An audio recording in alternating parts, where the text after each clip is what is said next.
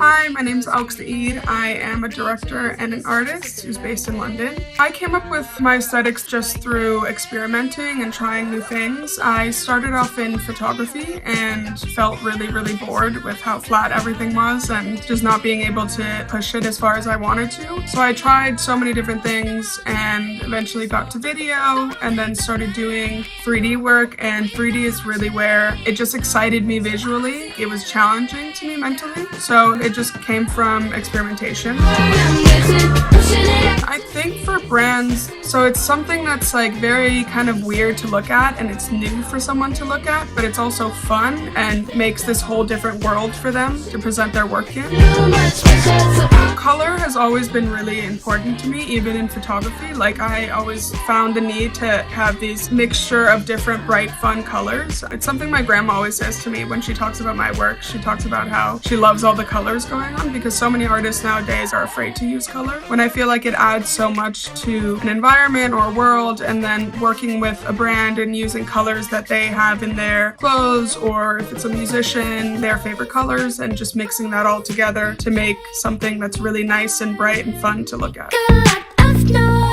My source of inspiration comes from everything and nothing. It's a lot of my childhood memories and stuff I used to watch on TV and all those weird cartoons that we would watch as kids, not really thinking about what's going on in them, but they're actually really strange.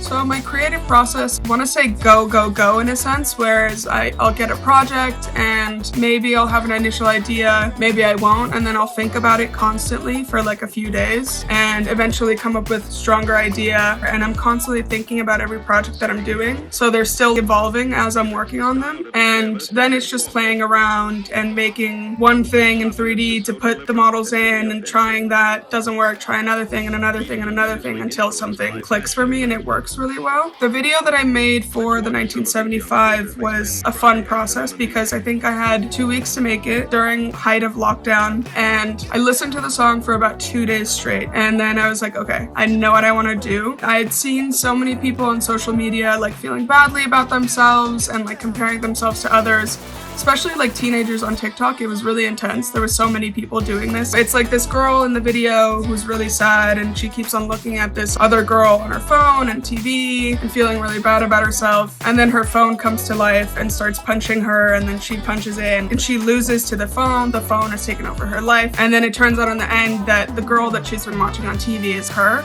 I do a lot of daydreaming and I'm in my own kind of world. I've been told since I was little to always snap out of it because I'm always somewhere else, and the worlds that I create sometimes reflect humor and making fun of the world that we live in day to day in a serious yet playful way about what's going on with our society with social media and stuff like that.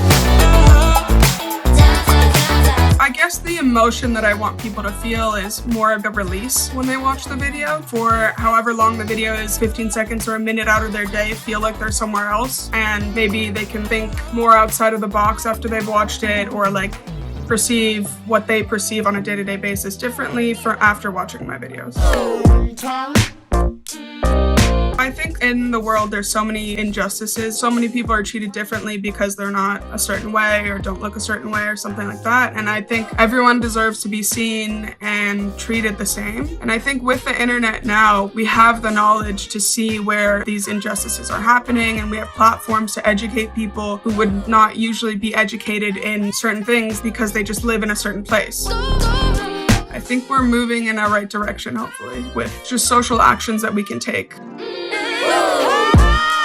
Goodbye, and thank you so much to the Buenos Aires International Fashion Film Festival for having me, and go and enjoy all the films that they have.